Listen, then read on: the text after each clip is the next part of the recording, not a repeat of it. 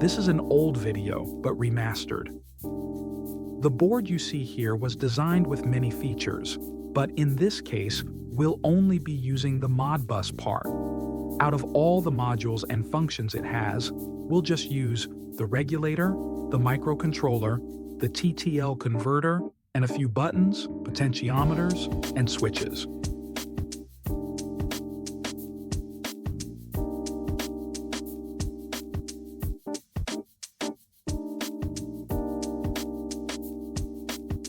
Let's start with the power supply. It has a diode to prevent reverse polarity, a pair of resistors to measure the input voltage, a voltage divider, and a buck-type voltage regulator with a display. The display has a button to select whether I want to see the input or the output voltage.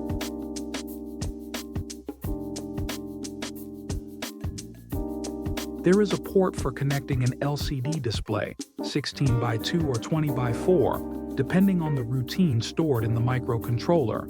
It also has a DS18B20 with its pull-up resistor for the one-wire protocol, an RS485 to TTL converter handled by the Arduino, a general-purpose button, a potentiometer that can be used as a knob or analog value, and a switch that enables or disables the communications channel, since loading on the Arduino's RX and TX can interfere.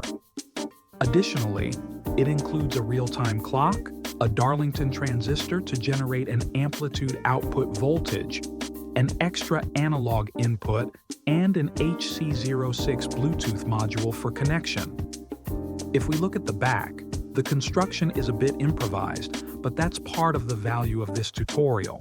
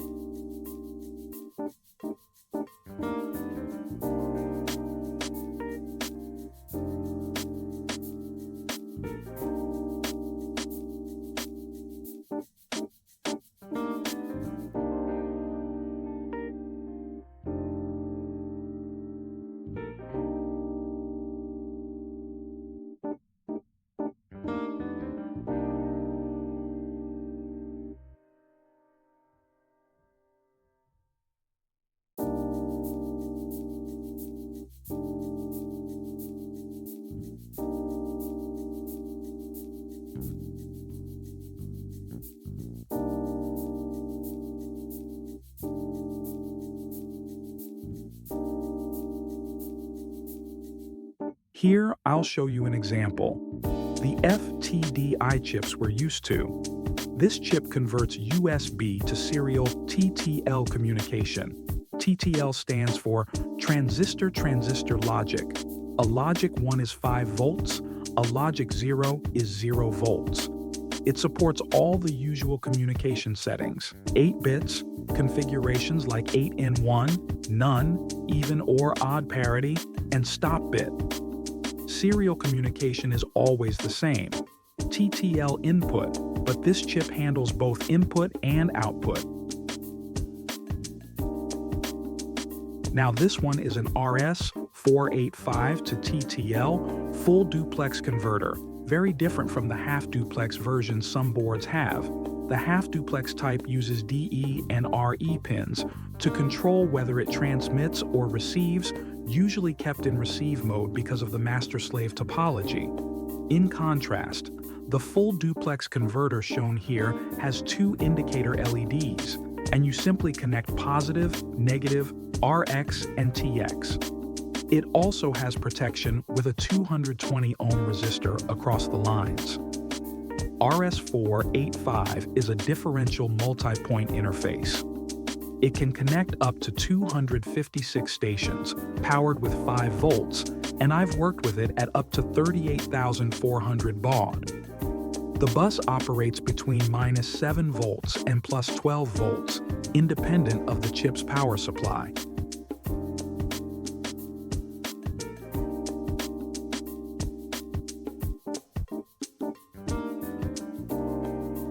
How do we make the program interface with the PC?